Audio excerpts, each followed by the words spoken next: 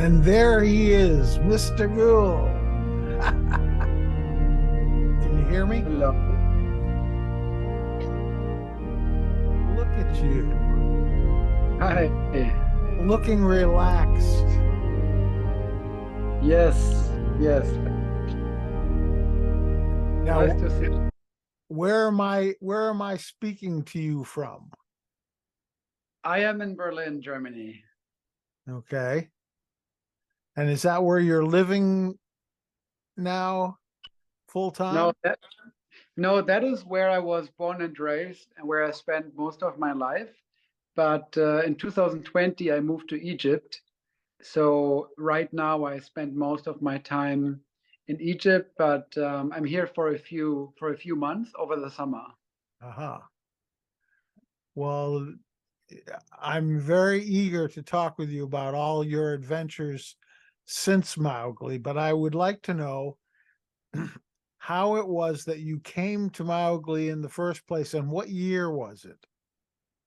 Yeah, it's a great question. I was thinking about that, and I think it must have been 2002 because I graduated from A levels from high school about that same year. And I had some free time after finishing school, and I had received some pocket money from my parents. So I thought, okay, now is the time to get out of Germany and travel the world. And for some reason, I was curious about the United States. I'd been on a school exchange to Utah before, and I wanted to return. And I don't remember how I came across Mowgli's. Hmm. I want to say Camp America, but I'm That's correct. Yes. Yes, it was Camp America, an exchange organization that brings people to camps in the US as counselors. mhm. And I remember I didn't know till the last day where I was going. It was very exciting. And you only came for 1 year, right? Or did you Yes. come for more than one? No, I only came for 1 year. I mean, I, s- yeah, I don't know. I only came for 1 year, but I stayed in touch with the community and I follow everything what's going on. So it feels like I have been more often, but no, it's been only one Right, year. right. Well, that's what I was going to say, for somebody who was there for 1 year, um, people talk about you still and remember you very fondly and stay in touch with you. And I see little bits and pieces about you on the Facebook page. So, uh, what that would have been, Bob Bengtson would have been the director at the time, correct? Yes, that's And correct. and what were you hired for? Oh, I was a waterfront instructor. So I am still very much into water sports. So back then I was specifically teaching windsurfing. Aha, right, right. And do you remember any of the campers that you had who were particularly good or particularly enthusiastic that summer? This is a really hard question.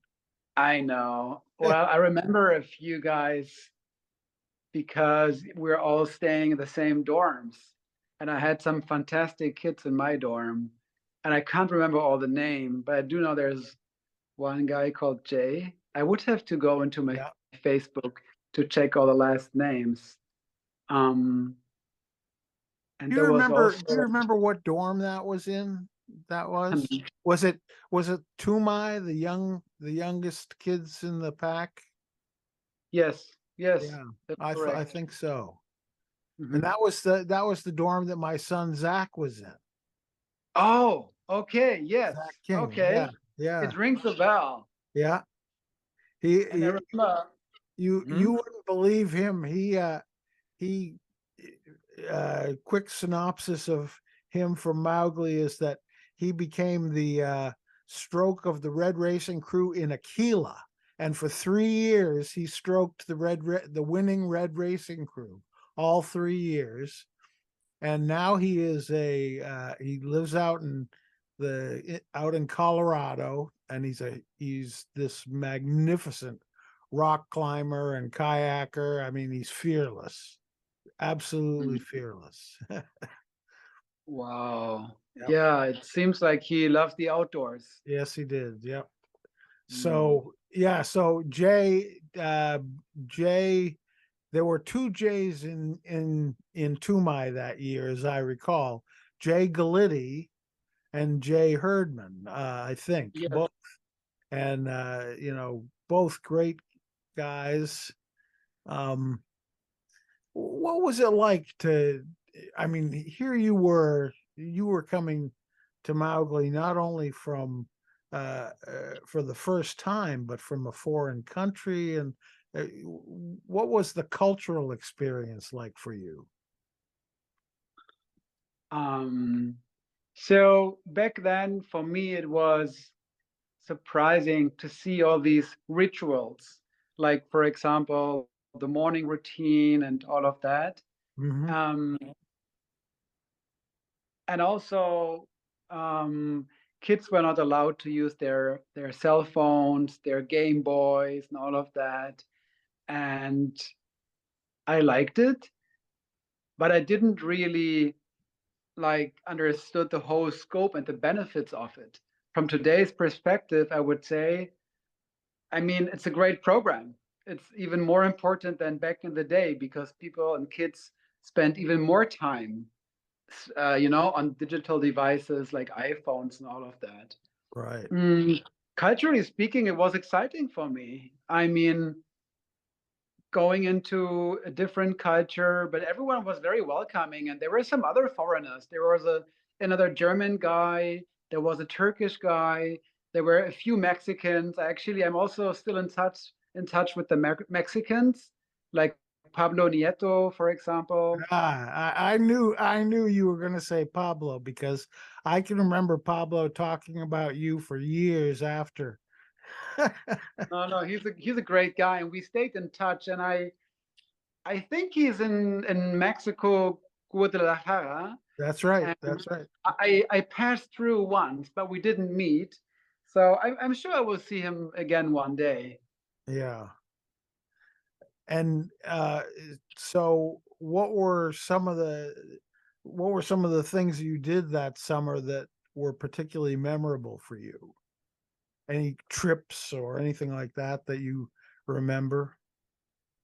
Well, I do remember the hikes, of course. Um, I can't remember the names of the mountains, but that was very special for me to go into the woods, stay on overnight trips.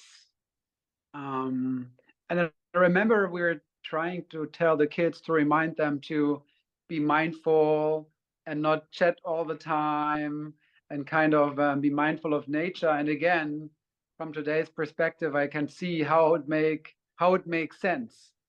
Back then, I was kind of thinking, what are all these rules? They're just kids. Let them have fun. So I feel like it's this balance of providing some sort of framework, but also giving them fun. Mm, what else?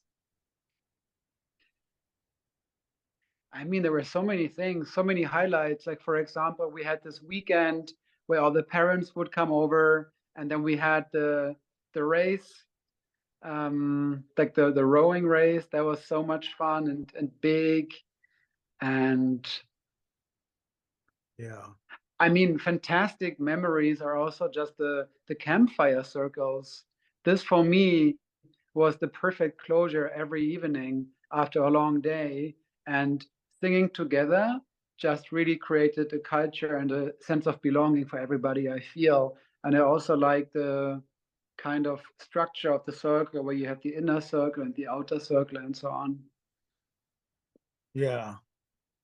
They the uh the new I'll say the new director, because you didn't know him then, but Nick Robbins has done a fantastic job of continuing to instill that kind of culture. And as you probably know, they came up with the phrase, unplugged and authentic since 1903. And that really is kind of a perfect explanation of not only what Mowgli is about, but why it's important.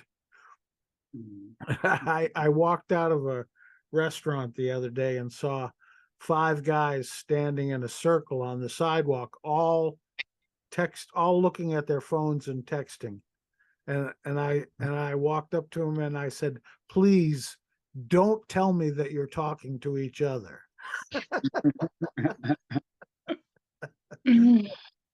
And they weren't. They were just trying to schedule something. But you know, our young people these days have their noses in their cell phones so much that you wonder whether they're missing out on a lot of the joys of life.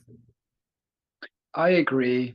And I read this article about a study where they performed brain scans on people looking at their phones versus people looking, or just people being in nature. And the brain scan colors were so much more all over the brain when people are in nature. While when you look at your phone or other devices like TV and computer, it's very limited on what's happening in your brain. So um, yeah, it kind of means that spending time in nature is good. It's good for you and good for your development. When you were a kid, is that something that was important to you, or were you a kid from a city? City kid, Okay, yeah. so So this I is grew up in the city. uh-huh. And so so after Mowgli, tell us about the arc of your life since then. What have you been doing? Okay, so after Mowgli's, I returned to, um, to Germany, and I studied. I started to study. I didn't really know what to do in terms of like where to go, what to study. So I signed up for media and communications, and I did my bachelor degree. I spent most of my time studying in Berlin, but I also went on an exchange year to Paris, which was a highlight. And I also did an internship in Africa, in Tunisia, which was incredible. Oh, Tunisia. Yeah, it was an internship in development cooperation with a World Bank like institution. And after that, I continued to do my master's degree in international business. And then I actually returned to the US for half a year because I did an internship with the UN, the United Nations, in New York City, in the Department of Communications, very much aligned with my studies. Um, so I really loved that. Huh. Well, now I've never been to Tunisia, but I spent a good portion of my life from 1997 to 2010 in West Africa, Nigeria, Senegal, Ghana, Mali, and Oh, it was extraordinary, just oh, extraordinary, uh, doing work for the Ford Foundation. the Ford Foundation. Yeah, well, they were funding a grant. They called me. I had you just like you writing something. I had written a piece about computer technology in the developing world, and it was in the Christian Science Monitor, and I got a call from somebody who said, I'm from the Ford Foundation. I'm the director of West Africa, and we'd like you to put together a team of people to come and introduce the internet to the civil society community in West Africa. Wow. And so we brought over, thousands of computers. We did training. We not just training on computers, but training in how you organize your NGO and how you raise money and all that stuff. So we set up this electronic community of civil society organizations all over West Africa, and that was an extraordinary experience that I got to I basically got to control the people who were on the team and or pick them, and then we would propose to the Ford Foundation how we wanted to structure all this, and they would give us input, but they really gave us a lot of freedom to do it. And I still have friends all over West Africa as a result of that I communicate with regularly. Oh, that's fascinating. Yeah, I do love the African continent. Yeah. But it isn't for the faint of heart. Would you agree with that? I mean, it can be pretty dicey in some places. Oh yes. I could tell you many, many stories of what I have experienced traveling Africa, Uh-huh. in particular in Nigeria, but also in Morocco, you know. But then, the world is a dangerous place or not dangerous place. It doesn't, it or also very much depends on yourself, where you go and, how careful you are. Yeah. Yeah. Yeah, no, but Tunisia was an incredible experience because it was a 6-month internship with the African Development Bank Group, and it was mostly Africans in the bank. And this was before the revolution in Tunisia. So it was an incredible experience to be able to work with citizens from the entire African continent together with interns from across the world and across Africa. So I really loved it.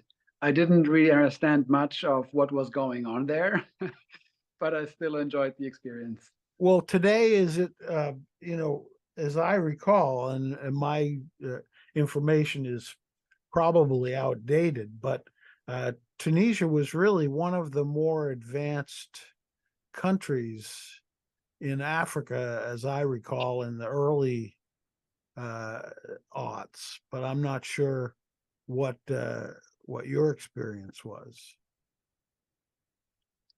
Mm, yeah, it's hard to say.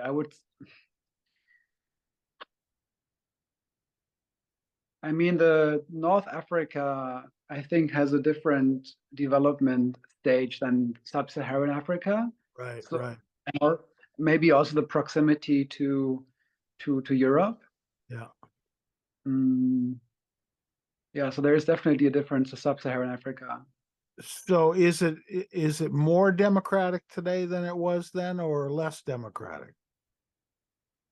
Back then, it was a dictatorship, and now it's supposed to be a democracy. But I honestly don't know much about what's going on in politics over there. Right. When I first started going to West Africa, Nigeria was a dictatorship. In fact, my first trip there, my entire team got arrested. Um, Mm. we thought it was because we were working with pro-democracy groups, among others. We were working with environmental groups and healthcare groups and you name it. But we got arrested and held at gunpoint for about 5 or 6 hours in a prison in the middle of Lagos, where there weren't even maps of the city at the time. Mm. Mm. We were taking somebody to the hospital because he had gotten food poisoning, and oh gosh, so we stopped to ask directions because even our cabbie didn't know how to get to the hospital. And all of a sudden we had these guys with I don't know, AK-47s or whatever they were, the automatic weapons, pushing us in back into the car and getting in with us and taking us to this police station. So they grilled us for about 5 or 6 hours and finally let us go. Yeah, that Oh, was quite an adventure. So, so when you were in the States, you lived in New York? That's correct. Yeah. Hmm. It was an incredible time. Pretty expensive to live over there in New York. Yeah. Luckily, and the UN doesn't pay any salaries to interns, which is pretty crazy because then of course who can afford going to New York and do an internship, you know? But luckily I received a scholarship from the German government. Oh, okay. So I was super lucky and privileged. And I remember I spent 6 months there and I was living in a small apartment. Actually, I shared my apartment with a photographer and I was living in his photo studio. And in 6 months, we would just be out every night. I think I stayed in only one night in 6 months. So I truly enjoyed the city. I I guess think so. I must have been, I think I must have been 27 years old. And I think this is kind of the peak of life for many men. So I Sure. had a fantastic time. And it was a combination of after work events by the UN or maybe some of the embassies to the UN. There's receptions all the time. I was also very lucky to be part of the annual General Assembly, which was so incredible because Wow. as I was in the media department, I had an all area pass and I could just roam around freely and I would work with different delegations and their heads of states. And for a moment, I helped out at the bilateral meetings. And I remember back then there was the president of Iran, Ahmadinejad, Yes. and one of his staff came to me and asked me for help and escort them to another bilateral meeting. And then they asked me for my number, and they would just all day long call me and ask me for help. And back then, when people saw Ahmadinejad in the hallways at the UN, they would be like, "Oh," because he was all over the news. Um, yeah, it was crazy. I also saw all these presidents coming in, Mugabe and um, Sarkozy from France, and everyone. It was just a very exciting time. Wow. Wow. So what did you do after New York? Yeah, I did something very crazy. I just went back to Berlin and started a shoe label together with my former roommate and friend, um, because he had studied shoe design and I studied business. So we said, let's do this together. You're going to design the shoes and I'm going to do the business part. And there was something special about this brand. Our idea was to produce them locally in a prison in Berlin. So it also had some sort of social dimension to give work to convicts.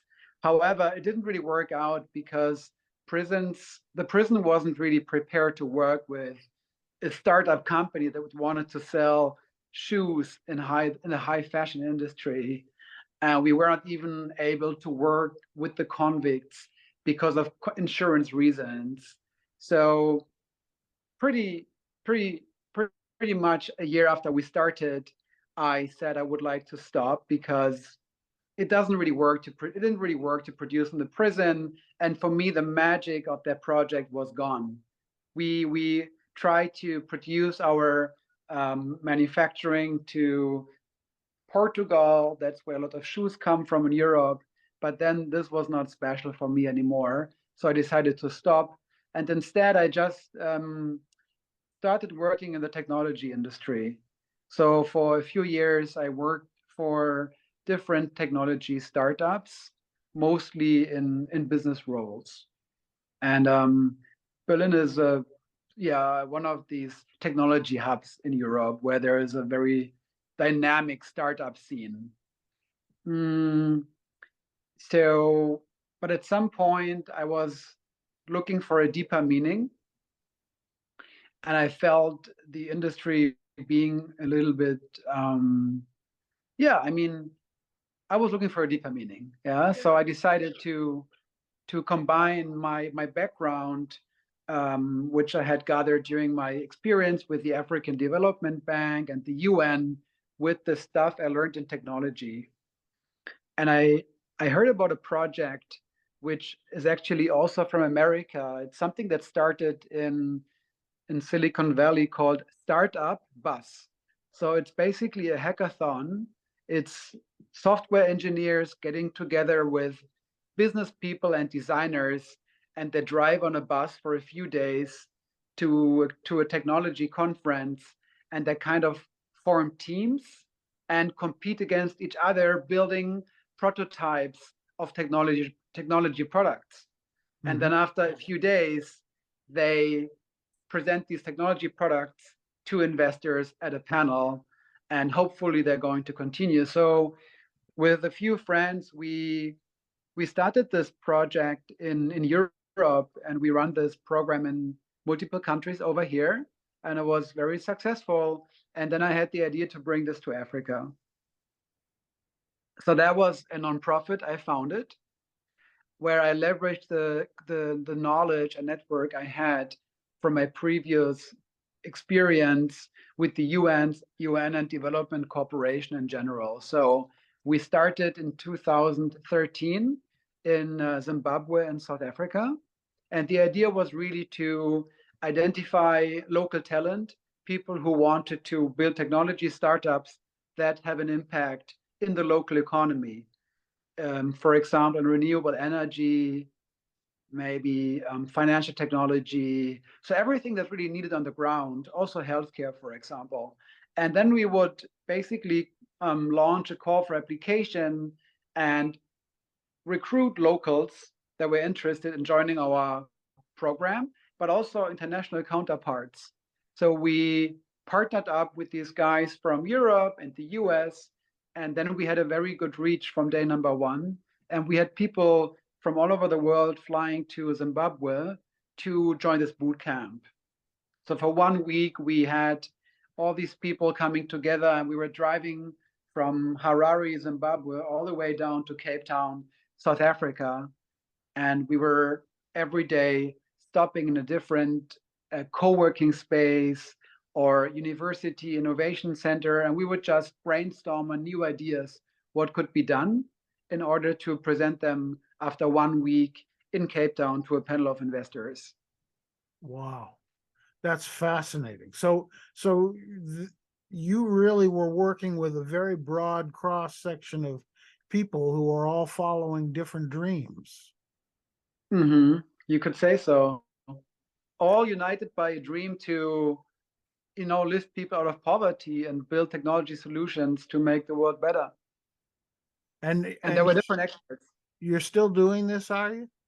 No, no. So the story here is it was so successful that we continued to develop this project further. And I was running it for a few years, and it grew.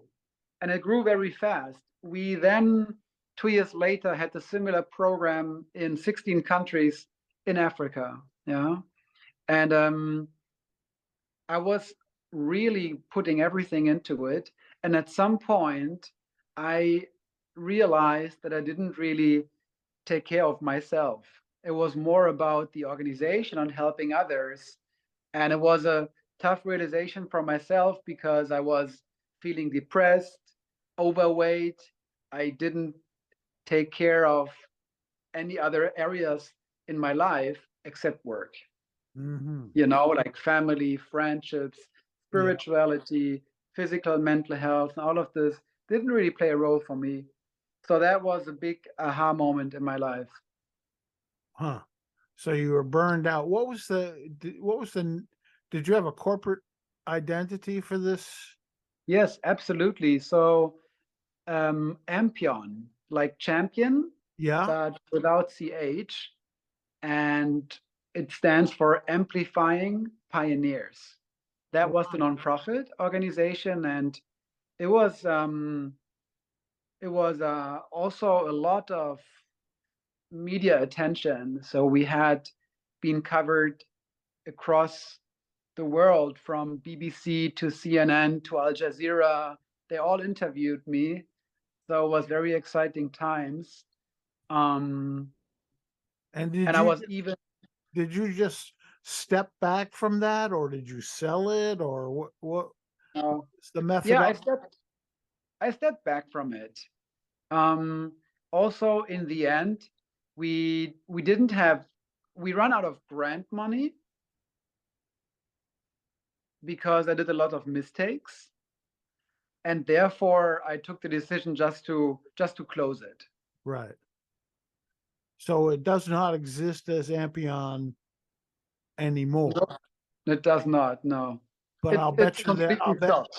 I'll bet you there are thousands of businesses all over that got their start from Yeah, I would not say thousands, but hundreds. hundreds. There's a lot of people who have started businesses, who have raised investment money, who have made it, and they were very grateful. And I mean, right now all of this is very far away. But it's been very beneficial to many people, and we have just been trying to do our best. And I had a fantastic team of volunteers across the world, in Africa, helping us, of course, and also a lot of sponsors. We had, for example, similar to what you said earlier, someone read something by you and then called you. One day, I received an email from Open Society Foundation, Oh, and they had seen us on somewhere on the news, and they would just email us. And I remember I had no idea what this was all about. I just told my colleagues, "Oh, there's this foundation. I don't know who they are." And then they funded our West Africa project, and we worked with the Development Corporation of Germany, US, and also as we worked in technology, we also partnered up with some technology companies like Microsoft and SAP and so on, and also telcos. huh. So have you? You've kind of. It sounds like ever since uh, you can remember, you've been looking to try and do well by doing good. You know Mm-hmm. that Mm-hmm. that there's always been that social, spiritual component to your goals in life. Yeah, somehow it has been, yeah. Mm-hmm. And that mixes so well with the whole Mowgli spirit, the spirit of helping one another and reaching back to help the kid who's weaker. And Yes. yeah, yeah, Yeah. I think that's maybe the reason why I stayed in touch and why I feel so connected. yeah. Well, we all feel very connected to you, Oh, and thank you. I just want to say thank you for sharing this time with us, and good hunting, my brother. Thank you. Thank you. No, I'm so happy that we're talking. In fact, I have, right now I do run a retreat business in the field of holistic well-being and health. Oh, And, and last year we developed a little how do you say, like a little campfire song, something like that. And I was working with a composer, and he asked me, "What are you envisioning?" And I was just like humming the Mowgli song, the one I remembered from the campfire. I said, "Something like right, that." right. A lake in the mountains gleaming. Yes, exactly that one. So there is some similarities. I should think I would should send you the song after. do, do you have a website for your business? Yeah, so the business is oceanicventures.co. Oceanicventures.co. It's very much aligned with the work I've been doing at Mowgli's Water, Yeah. and in fact, at the retreat, it's all about different water sports and holistic health. Well, you send me the information about that. We'll put that up on the show notes for the page. And I want to make sure that you know that we've had a trustee at Mowgli from Germany named Reinhard Rother. I don't know if you ever met him, but No. we should hook you up with him Oh because yeah, I would love to talk to him. whenever he visits Mowgli, every morning he starts his day off with a double full Wayne Gunga swimming at the waterfront. So Oh, Beautiful. You should meet. Beautiful. Very nice to talk with you, Fabian, and please stay in touch. You too. Thank you so much, Wayne. Take care. Bye-bye.